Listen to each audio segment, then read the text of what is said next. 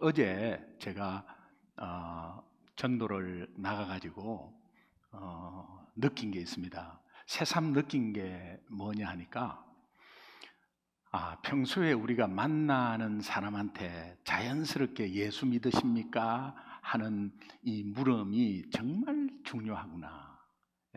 저도 어제 다가가서 평상시보다는 더 좀 마음이 어려웠어요. 그냥 예수 믿으십니까? 모르는 사람한테 가서 안녕하세요 이렇게 예수님 믿으십니까? 하는 것들이 여러분 평상시에 하려면 잘 안 되고, 그렇지만 또 한번 이 전도 현장에 나와서 한번 예수 믿으십니까? 할 때에 하나님의 그 인사이트가 있는데, 그 인사이트가 어제 한번 저에게 다시 한번 더 하나님이 내가 평상시에 쇼핑하고 평상시에 만나는 사람들이 많았는데, 뭐 식당에서 페이를 하더라도 그렇고 그냥 자연스럽게 그 일로 인해서 연결시켜서 혹시 궁금한 거 있는데 혹시 예수님 믿으세요? 한번 물어보는 게 이게 굉장히 중요하구나. 그래서 여러분 삶 가운데서 이렇게 일부러 만들려고 모르는 사람한테 다가가서 하기가 어려우니까 잘 안 나오시는 거거든요. 그런데 평상시에 만나는 사람들, 또 뭐 친하다고 아닙니다. 모르는 사람도 내가 일이 있어서 만날 때 그 만남 가운데 한번 물어보는 것은 하나님이 굉장히 기뻐하십니다. 그런 것들을 제가 느낄 수 있었고, 또 시온 마켓에서 이제 전도를 하려고 이렇게 하는데 앞에 할머니 두 분하고 할아버지가 전도를 하고 있었어요. 근데 할아버지는 앉아서 기타를 치고 있었고 두 분 할머니는 전도지를 이렇게 나눠주고 있었어요. 제가 이런 말을 하고 싶었습니다. 할머니 전도지를 나누어 주는 것보다 할머니 개인적으로 이렇게 접촉해서 사람들에게 말을 한번 걸어보세요. 그게 훨씬 더 좋을 겁니다 라고 말해 주려고 갔는데, 그것이 저의 엄청난 교만이라는 사실을 깨닫게 해주셨어요.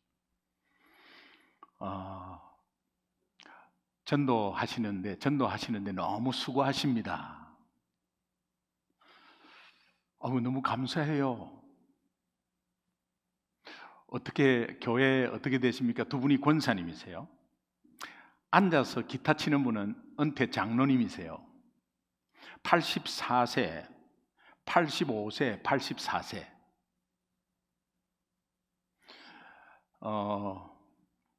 그러면서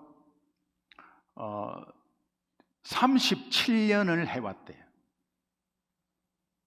제가 이제 그 소리를 들으면서 내가 만약에 85세가 되었을 때 이 모습일 수 있겠나는 생각을 해봤습니다. 제가 그 권사님한테 제가 목사인데요, 권사님 이런 모습을 제가 꼭 담겠습니다. 그리고 제가 목사인데요 하니까 앉아있는 장로님, 은퇴 장로님이라는 분이 어디서 많이 본 사람 같대요. 그런데 제가 이제 말씀은 안 드렸는데 자꾸 이제 그 교회 이름은 말씀하셨으니 내가 교회를 말 안 하면 꼭 이단 같잖아요. 그러니까 제가 소중한 교회라고 했더니 모르시더라고요. 근데 뭐 소중한 교회라고 했더니 그러냐고. 근데 목사님이라고 하니까 어디 많이 본 것 같다고.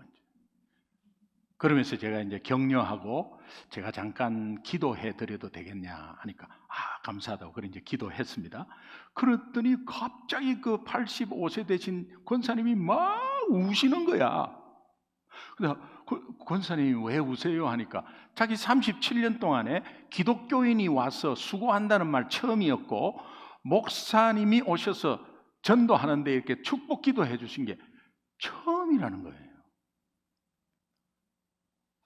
그래서 이제 제가 그것이 뭐 처음 했다고 이런 게 아니라 나는 전도하러 갔는데 이 전도자를 만나서 격려의 도구도 되는구나. 그래서 어떤 전도 현장에 나가면 상상을 초월하는 일들의 사건이 하나가 있습니다. 이것이 하나님이 저를 인사이트 해서 도전을 주고 돌아올 때 나 도구로 사용되었는데 하는데 우리 성도님들이 생각이 나잖아요. 우리 성도님들한테는 담임 목사로서 제가 옛날에 나 사랑만 하겠다 이런 표현 했잖아요. 담임 목사로서 위로하면 된다. 위로만 하면 되겠다. 내가 이미 온 우리 성도님들한테는 내가 위로자로 쓰임받게 해달라고 이제 기도했습니다. 이것이 여러분 앞에 하나님 앞에 저의 결단입니다. 하나님이 그런 전도 현장에서 이런 느낌을 주신 것에 너무 감사하고, 또 매달 마지막 토요일 날 이렇게 전체 교인들이 모여서 전도하는 이것을 하나님이 참 기뻐한다 하는 마음을 저에게 다시 한 번 더 주셨습니다. 우리 다 같이 일어나셔서 본문 말씀 보도록 하겠습니다. 자, 교독하도록 하겠습니다. 이사야서 41장 8절에서 17절 말씀입니다. 그러나 나의 종 너 이스라엘아, 내가 택한 야곱아, 나의 벗 아브라함의 자손아, 내가 땅 끝에서부터 너를 붙들며 땅 모퉁이에서부터 너를 부르고 내게 이르기를 너는 나의 종이라. 내가 너를 택하고 싫어하여 버리지 아니하였다 하였노라. 두려워하지 말라, 내가 너와 함께함이니라. 놀라지 말라, 나는 네 하나님이 됨이라. 내가 너를 굳세게 하리라. 참으로 너를 도와주리라. 참으로 나의 의로운 오른손으로 너를 붙들리라. 보라, 내게 노하던 자들이 수치와 욕을 당할 것이요 너와 다투는 자들이 아무것도 아닌 것 같이 될 것이며 멸망할 것이라. 네가 찾아도 너와 싸우던 자들을 만나지 못할 것이요 너를 치는 자들은 아무것도 아닌 것 같고 허무한 것 같이 되리니, 이는 나 여호와 너의 하나님이 내 오른손을 붙들고 내게 이르기를 두려워하지 말라, 내가 너를 도우리라 할 것임이니라. 버러지 같은 너 야곱아, 너희 이스라엘 사람들아, 두려워하지 말라. 나 여호와가 말하노니 내가 너를 도울 것이라. 내 구속자는 이스라엘의 거룩한 이이니라. 보라, 내가 너를 이가 날카로운 새 타작기로 삼으리니 네가 산들을 쳐서 부스러기로 만들 것이며 작은 산들을 겨같이 만들 것이라. 내가 그들을 까부른즉 바람이 그들을 날리겠고 회오리 바람이 그들을 흩어버릴 것이로되, 너는 여호와로 말미암아 즐거워하겠고 이스라엘의 거룩한 이로 말미암아 자랑하리라. 다 같이요. 가련하고 가난한 자가 물을 구하되 물이 없어서 갈증으로 그들의 혀가 마를 때에 나 여호와가 그들에게 응답하겠고 나 이스라엘의 하나님이 그들을 버리지 아니할 것이라. 아멘. 살아계신 하나님의 말씀입니다. 이스라엘이 바벨론 포로가 된다는 사실은, 여러분, 제가 이스라엘 하면 여러분을 대입하셔야 돼요. 그래야 하나님의 음성으로 들립니다. 이스라엘이 바벨론 포로가 된다는 사실은 성경이 14절에 버러지에 견줄 만큼 비참하고 암울한 미래이고 두려운 현실이었습니다. 입장 바꿔 생각해 보세요. 이사 가는 것도 아닙니다. 다른 나라에 이민 가는 것도 아니에요. 포로로 잡혀가는 거예요. 그럼 내 애들은 어떡하죠? 내가 이때까지 배운 학벌은 다 어디 가죠? 내가 여기에서 모아놓은 재산, 은행에 예금한 거 다 어떡하죠? 포로로 잡혀가는 거예요. 포로로 잡혀가면 개인 재산이 없습니다. 그리고 앞으로 포로로 잡혀가서 어떤 학대를 당할지 아무도 모릅니다. 이런 현실은 아마 굉장히 두려울 거예요. 우리가 이전에 코로나 언제 끝나지? 초기에 코로나로 막 죽어나가고 몇천 명이 죽는다는 소식 들으면서 우리는 굉장히 두려워했습니다. 그런 두려운 이스라엘 백성들을 향해서 하나님께서는 두려워하지 말라고 계속 반복해서 말씀하고 있습니다. 신실하신 하나님께서 약속대로 이스라엘을 구원해 주실 것이기 때문에 내가 약속을 지킨다. 두려워하지 말라라고 말씀하십니다.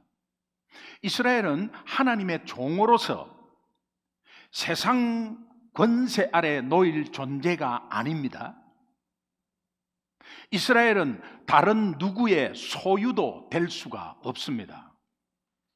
그도 그럴 것이 애굽에 보내신 이도 하나님이시요 그곳에서 건지신 이도 하나님이시요 아무것도 없는 황량한 광야 속에서도 먹이시고 재우시고 입히신 분도 하나님이시요 제대로 된 군사 하나도 없이 이스라엘이 가나안을 정복하게 하신 것도 하나님이시요 그 하나님은 어제나 오늘이나 영원토록 동일하십니다. 하나님은 당시 최고 강대국 바벨론도 충분히 깨트릴 수 있는 분이었습니다. 우리는 역사적으로 이미 깨트린 사실을 알고 있습니다. 우리가 이 사실을 믿고 적용하면 그 동일하신 하나님은 지금도 우리의 힘든 상황을 생각지도 못한 하나님의 방법으로 능히 이기게 하시고 우리에게 승리의 기쁨을 안겨주실 줄 믿습니다. 믿으시면 크게 아멘. 그렇게 될 것을 믿는 것이 믿음이고 그 믿음대로 되는 것이 신앙생활의 응답이에요. 이런 맥락에서 하나님이 우리를 부르시는 이름만 들어도 은혜가 되고 얼마나 우리를 사랑하시고 돌보시는지를 발견할 수 있습니다. 8절을 보면 나의 종 너 이스라엘아 라고 말씀하고 있습니다. 나의 종 이스라엘아. 이거 이스라엘은 하나님이 아주 교만한 민족을 겸손하게 만드시고 미련한 백성을 지혜롭게 만든 이름이 이스라엘이에요. 그러니까 나의 종 너 이스라엘아 이 말은 내가 너를 겸손하고 지혜로운 자가 되게 한 것을 잊지 말라. 내가 택한 야곱아. 이 야곱은 남을 속이고 미련하고 교만하고 업앤다운이 심한 그런 상황의 삶이었습니다. 그러나 하나님이 다시 한 번 더 세워주시면서 야곱을 택하셨습니다. 그 택한 것은 그 속이고 교만하고 미련하고 너는 업앤다운이 심했지만 내가 그래도 너를 연약한 가운데 내가 너를 일방적으로 택했다. 그 택한 것을 잊지 말라. 나의 벗 아브라함의 자손아 이 의미는 하나님이 아브라함에게 한 약속이 있잖아요. 물려줄 약속이 있었어요. 그 약속이 너는 아브라함의 상속자가 되어서 그 약속을 동일하게 너에게도 계속해서 이어질 것이다. 이런 약속의 말씀이에요. 이 이름만 부르는 이름만 들어도 우리는 든든해요. 따라서 8절 말씀은 하나님이 부르시는 이스라엘이 얼마나 소중한 존재인가를 계속 말씀하시고 계시는 거예요. 저는 두 가지로 이 8절 하나 가지고 두 가지로 한번 요약해 봤어요. 첫 번째는 이스라엘, 나를 대입하라 그랬죠. 네. 이스라엘은 하나님의 뜻, 다시 말하면 살리고 회복시키는 일을 성취하기 위한 하나님의 도구로 택함받은 소중한 존재입니다. 문장이 기니까 이제 아멘이 잘 안 나오는데 이게 여러분 하나님의 뜻을 이루는 소중한 존재 저와 여러분이 된 줄로 믿습니다. 두 번째 이 8절 말씀의 이름에서 이스라엘은 아브라함의 자손, 다시 말하면 하나님 나라의 상속자로 선택받은 소중한 존재입니다. 저와 여러분이 그런 존재인 줄 믿습니다. 우리는 이 하나님의 부르심에 반응해서 마음에 새겨야 할 중요한 사실이 있습니다.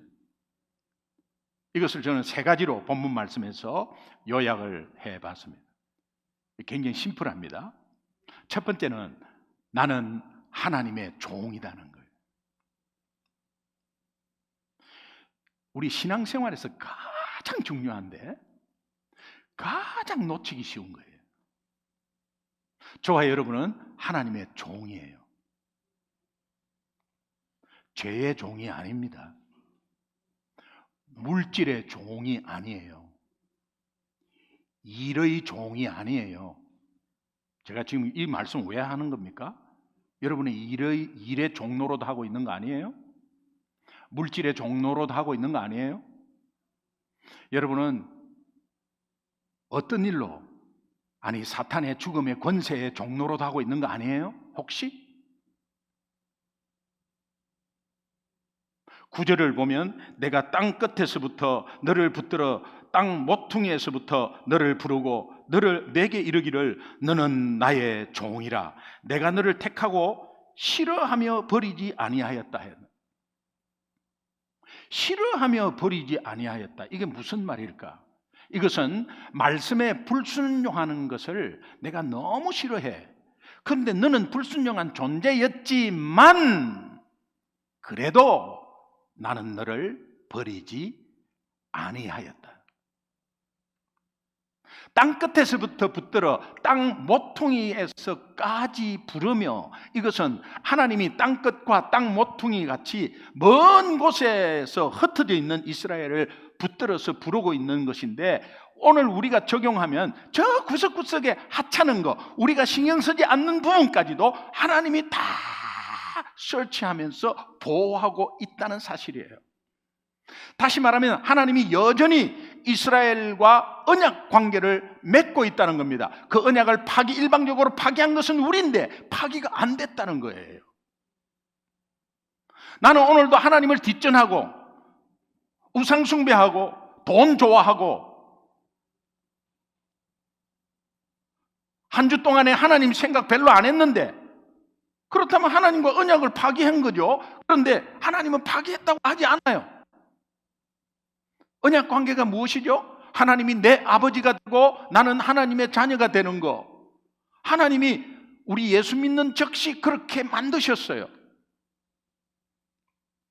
이 언약 관계는 계속해서 하나님은 유효하게, 우리가 이단으로 가버리고 배교하는 것은 그것은 어쩔 수 없습니다. 하나님도. 그러나 여러분이 업앤다운하고 연약해서 넘어지고 쓰러지고 좀 불순종하고 하는 것들은 하나님이 기다리십니다. 언약 관계가 파기되지 않았기 때문에.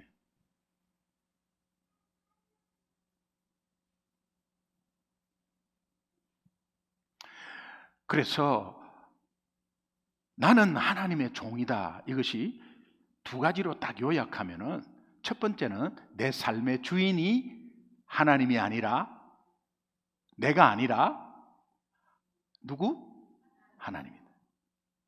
내 삶을 그러니까 하나님께 맡겨야 돼요. 맡기는 연습이 신앙생활이에요. 내 기업을 하나님께 맡기세요. 내 가정을 하나님께 맡기세요. 내 자녀를 하나님께 맡기세요. 모두 하나님께 내려놓아야 해요. 이것을 연습해서 하셔야 돼요. 연습하는 만큼, 내려놓는 만큼 역사하십니다. 그러니까 하나님이 왜 우리가 내려놓고 맡겨야 합니까? 하나님이 책임지시기 때문에.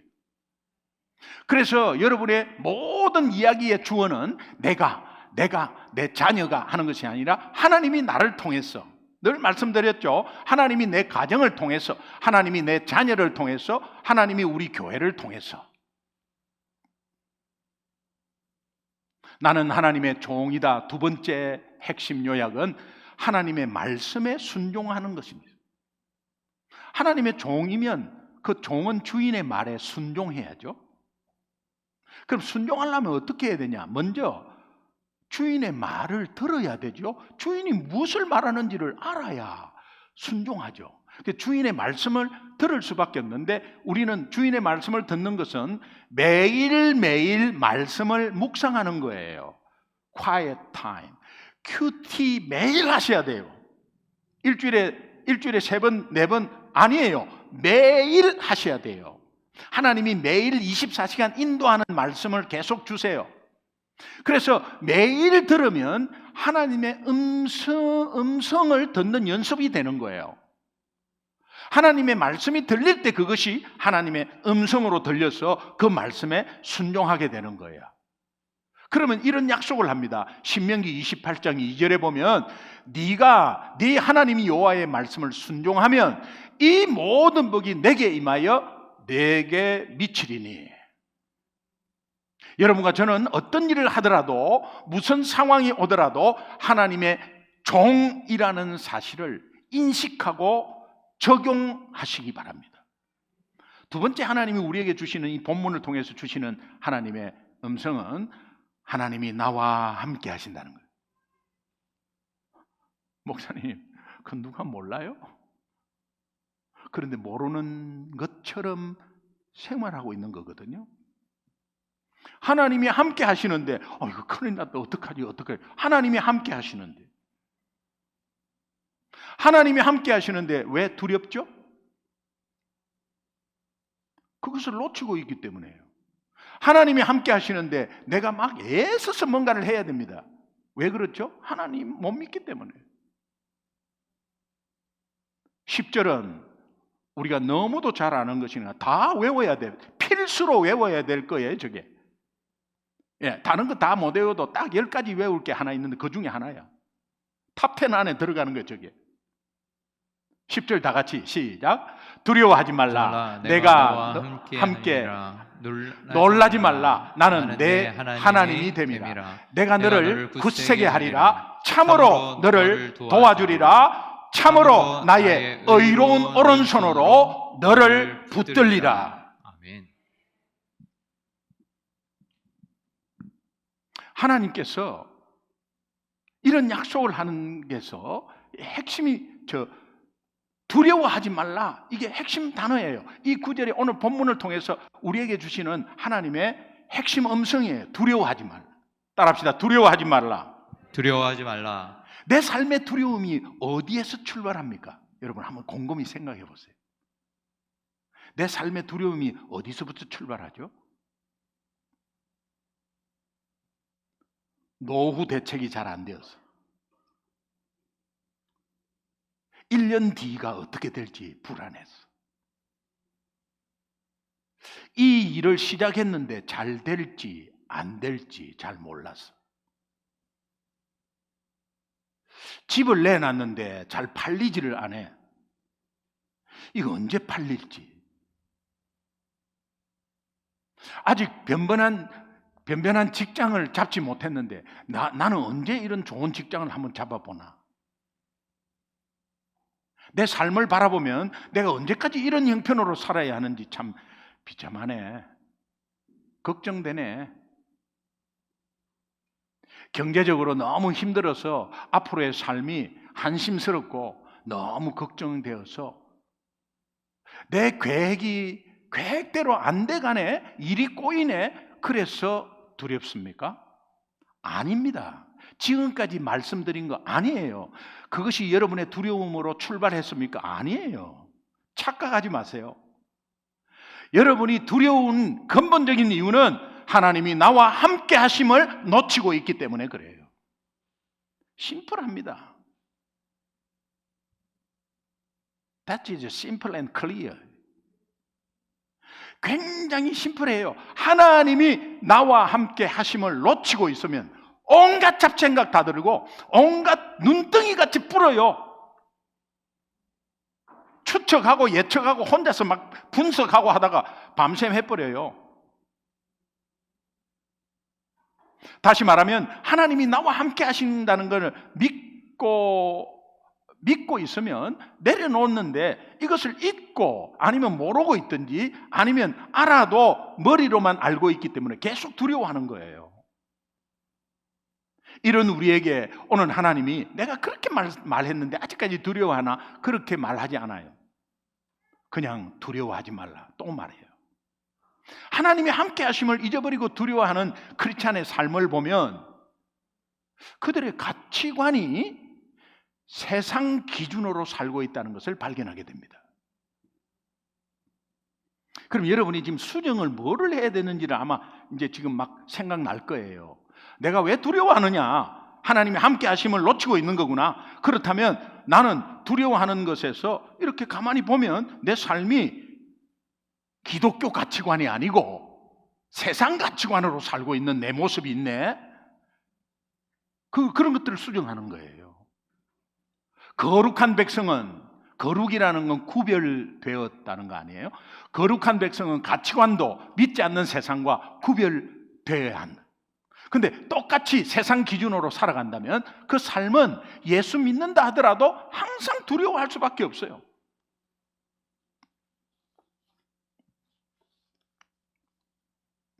사실은 예수 못 믿고 있는 인생이죠. 세상 기준으로 두려워한 이스라엘 백성 중에 세 지파가 있었습니다. 오늘 이 세 지파 이야기를 잠깐 언급하겠습니다.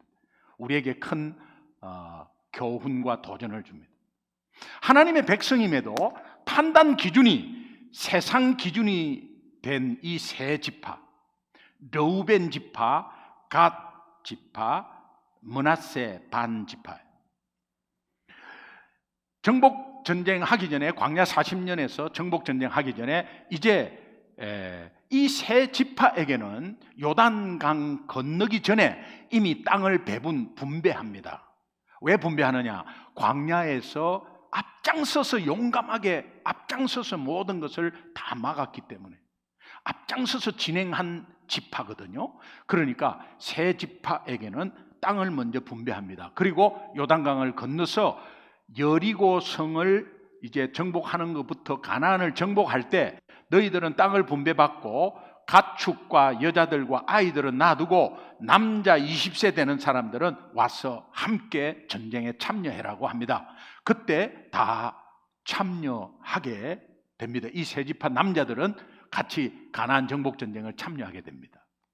자, 가나안 정복 전쟁이 몇 년이죠? 7년입니다. 자, 7년 이 가나안 전쟁을 마치고 이 세 지파가 이제 다시 집으로 돌아가야 되는 거죠. 요단 동편 모압 땅으로 들어갈 때 요단강 언덕 위에 하나님의 제단 모형을 크게 만듭니다. 만든 목적을 말하는데 이 만든 목적은 우리 후손들에게 남길 증거물로 세우기 위해서였다 이렇게 말하지만 그 속 내막을 보면 다른 것에 있었습니다. 그 내막을 잘 나타내는 것이 여호수아서 22장 24절 25절인데 우리 함께 천천히 읽어보시죠. 자, 시작. 우리가 목적에 있어서 주의하고 이같이 하였노라. 곧 생각하기를 후일에 너희의 자손이 우리 자손에게 말하여 이르기를 너희가 이스라엘 하나님 여호와와 무슨 상관이 있느냐.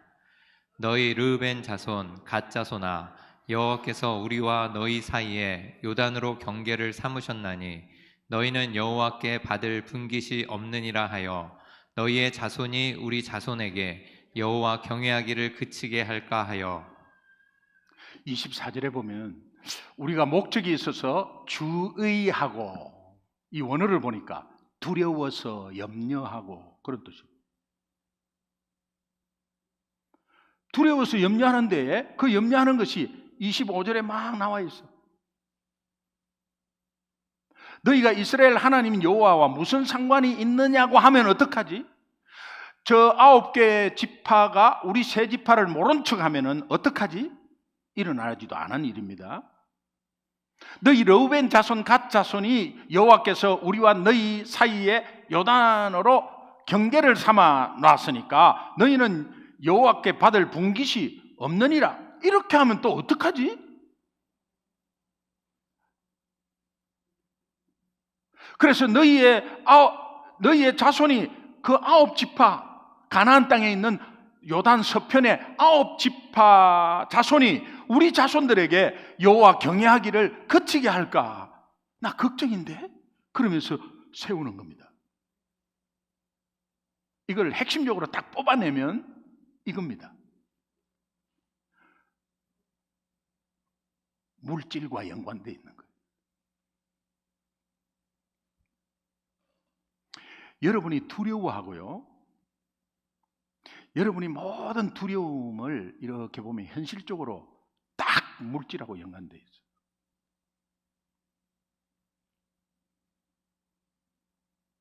나에게 유익인가 손해인가 요거 판단하는 거예요. 그게 세 지파의 삶의 기준이야. 여러분 세상 기준이죠. 세상 기준은 내한테 유익이냐 손해냐. 아, 유익이면 좀 하지. 손해 안 해. 그런데 기독교인은 손해 많이 보잖아. 근데 손해 많이 보는 게 아이고 이거 해주셔서 감사합니다. 이거 정말 헌신하고 막 하시는 분들 공통 부분이 있어요. 아이고 이렇게 했으면 좋겠으면 이렇게 아예 제가요. 이제 기독교인 아닌 사람들은 이렇게 말해. 아우 제가요 뭐 이렇게 해서 정말 뭐 해서 뭐 이렇게 좀 했습니다. 뭐 약속합니다. 뭐 이렇게 합니다. 그런데 기독교인들한테 이야기하면 이렇게 합니다. 하나님을 사랑했어요. 제가 하나님을 사랑해서 당신한테 해준 거예요. 하나님을 사랑해서 그렇게 하는 거예요. 하나님을 사랑해서 내 시간을 냈어요. 하나님을 사랑해서 내 휴가 기간에 선교 가는 거예요. 하나님을 사랑해서 나는 도네이션 한 거예요. 삶의 기준이 세상 기준과 완전히 다르잖아요. 하나님이 그들과 함께 있음을 잊어버리고 있었기에 그들은 세상 기준 가치관을 가지고 일어나지도 않는 앞날을 염려하면서 두려워하고 손익관계를 계산하게 한 것입니다. 두려워하지 말라. 10절에 그 다음에 놀라지 말라. 어떤 사건이나 상황 앞에서 놀란다는 것은 하나님이 함께 하신 것을 잊어버리는 거예요. 잊어버리면 일어나는 일들은 놀랄 일들밖에 없어요. 다급하고 위급한 상황에서 놀랄 수가 있습니다. 그런데 그 놀람이 계속되면 안 돼요. 빨리 이것은 내가 잠시 놀랐지, 당황했지 하면서 원상대로 와야 돼요. 그런데 계속 어찌할 바 모르는 그런 모습을 하고 있으면 안 되는 거예요. 그런 모습을 하고 있기에 하나님은 우리에게 그 놀라운 것에서 벗어나라고 말씀하십니다. 그 이유는 하나님이 내 하나님이 된 것에 어떤 상황에서도 그 언약의 관계는 변함이 없다는 거예요. 하나님은 여전히 나의 하나님이시고 나는 여전히 하나님의 자녀이기 때문입니다. 제가 이 설교를 준비하면서 옛날 생각이 하나 났어요. 그 옛날 생각 나는 것은 다시 현실적으로 적용하면 너무 든든해요. 제가 회사에 불이 났습니다. 직원이 20명이었어요. 회사에 불이 났는데 소방차가 왔어요. 13대가 왔습니다. 강남 소방처에서. 그래가 출동해갖고 막 일제히 물 뿌리니까 막 5분 만에 꺼졌어요. 큰 피해 없이 꺼졌습니다. 원인은 누전으로 전선이 녹으면서 불이 나서 피해는 별로 안 봤습니다. 보험회사, 소방서, 경찰 감식반이 와가지고 조사한 결과 우리 잘못이 아님을 판정되어서 이제 보험금이 좀 나왔어요. 제가 불나기 2달 전에 보험 아줌마가 우리 직원들한테 사탕을 자꾸 주면서 보험에 대해서 자꾸 설명을 하고 있었어요. 그래서 아주머니 잠깐 들어오세요. 저는 전도하려고 잠깐 들어오세요. 좀 너무 수고하시죠. 우리 직원들한테 말하지 말고 저한테 말씀하세요. 해가지고 차 한 잔 대접하고 이제 복음 제시했어요. 그리고 제가 우리 건축 이 건물 쪽에 우리가 보험이 들 일이 있는데 그 보험을 하나 들게요. 굉장히 비싼 보험이었어요. 그냥 회사의 보험이니까.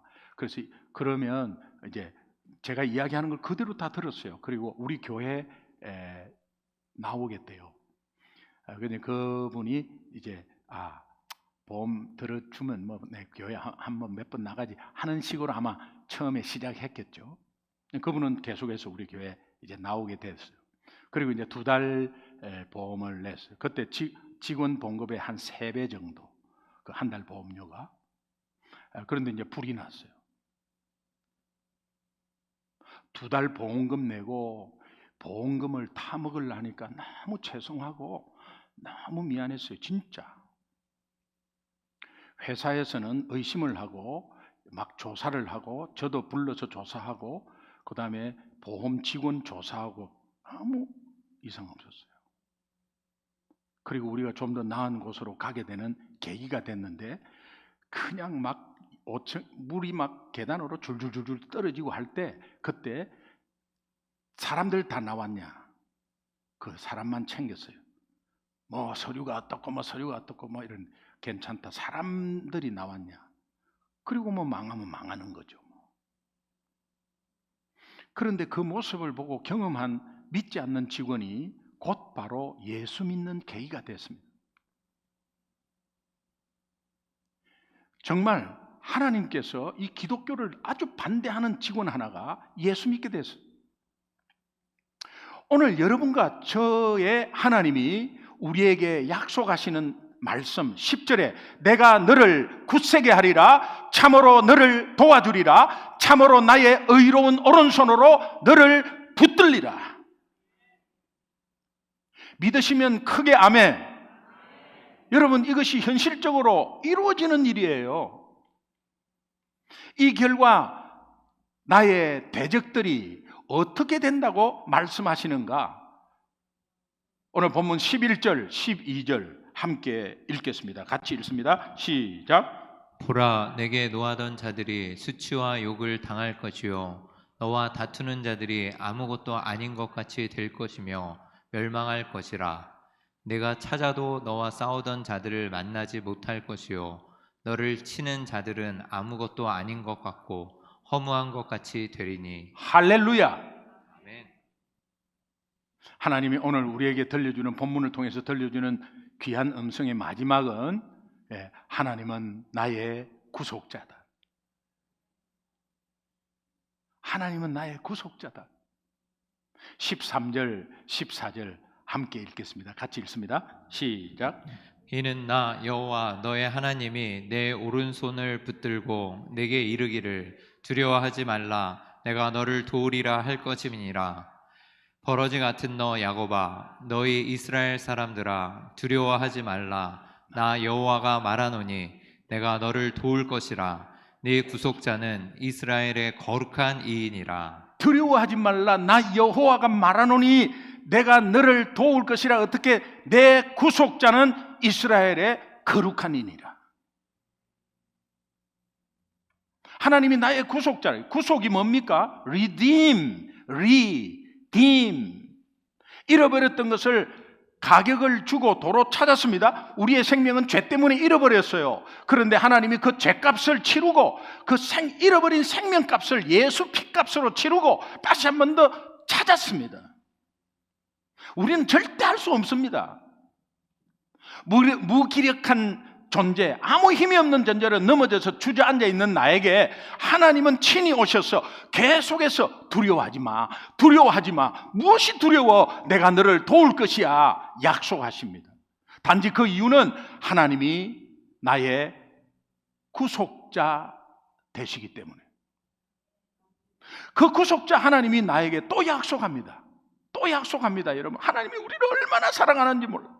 15절 같이 읽겠습니다. 시작. 보라, 내가 너를 이가 날카로운 새 타작새로 삼으리니 내가 산들을 쳐서 부스러기를 만들 것이며 작은 산들을 겨같이 만들 것이라. 날카로운 새 타작기로 삼는데요, 저 산들을, 작은 산들, 이런 것은 우리 삶 가운데서 벌어지는 일들 있지, 문제들, 이것도 뭐야 하는 그 문제들 말이에요. 산산조각 내버린데 여러분은 할 수 없어요. 저 산들이 원래 그 당시 1차적인 의미는 정치적 권세를 가진 자들이었어요. 바벨론이죠. 그들은 이스라엘이 그들을 부스러기로 만든다는 사실은 이스라엘의 대적입니다. 오늘 우리 믿는 것의 대적은 사람이 아니에요. 환경이 아니에요. 저 사람 때문에 저 사람이 나의 대적이 아니에요. 그 사람이 나를 괴롭히고 예배 못 드리게 하고 나를 넘어뜨리게 하는 그 사람의 이면에 있는 사탄이다 이 말이에요. 그 사탄은 우리를 절대로 이기지를 못하는 것은 하나님이 우리를 날카로운 타작기로 만들어서 갈아뭉개 부셔버린다는 거예요. 군대에서 조교가 갈아 마셔버리겠어. 어떻게 갈아 마셨지? 하나님이 이렇게 약속하시는 거예요. 이 일은 하나님이 무가치한 이스라엘, 나의 구속자가 되셨기 때문에 가능하다라는 말씀이에요. 결론, 나는 하나님의 종입니다. 아멘. 하나님은 나와 항상 함께 하십니다. 하나님은 나의 구속자가 되십니다. 이것을 깨닫는다면 이제부터 실제 적용하고 실천해야 될 일이 두 가지가 있어요. 이게 중요해요. 첫 번째는 하나님으로 인해서 즐거워하고 자랑해야 됩니다. 여러분이 즐거워하는 건 뭐죠? 여러분이 기뻐하는 건 아마 잠시일 거예요. 아이가 좋은 학교 들어가 너무 기뻐요. 생일 축하합니다. 너무 3일 뒤에 또 뭐 터집니다. 남편이 좋은 데 들어가서요. 좋은 데 들어가서 월급이 높아요. 기뻐합니다. 그 좋은 데 들어가서 엄청난 스트레스를 받습니다. 여러분이 무엇으로 인해서 즐거워합니까? 오늘 16절을 보니까 내가 그들을 까부른즉 바람이 그들을 날리겠고 회오리 바람이 그들을 흩어버릴 것이로되 너는 여호와로 말미암아 즐거워하겠고 이스라엘의 거룩한 이로 말미암아 자랑하리라. 어떤 상황이 와도 그들을 까부른즉, 이 문자 그대로 키질 있죠. 키.